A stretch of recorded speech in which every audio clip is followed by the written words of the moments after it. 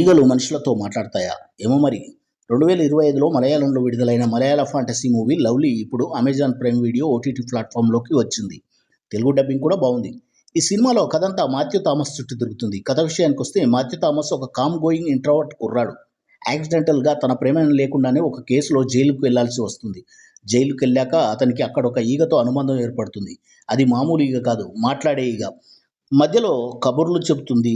అతన్ని ఎంటర్‌టైన్ చేస్తుంది. దానికి లవ్లీ అని పేరు కూడా పెడతాడు మాథ్యూ.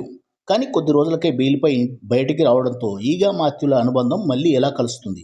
వినడానికి ఇదో రకమైన కథలా ఉన్నా, మూవీలో ఈగకు సంబంధించిన వీఎఫ్ఎక్స్ అత్యద్భుతంగా ఉన్నాయి.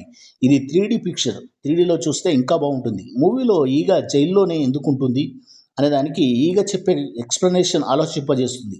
మూవీలో ప్యారలల్‌గా ఇంకో 2 సబ్ ప్లాట్స్ ఉన్నాయి. వాటిలో లైట్‌గా హ్యూమర్, కామెడీ వర్కౌట్ అయింది. మూవీ నాకైతే నచ్చింది. ప్రకృతితో మమేకమై అన్ని ప్రాణులను బ్రతకనివ్వండి అనేది ఈ మూవీలో ఎక్కడ చెప్పకున్న కవి భావం అదే.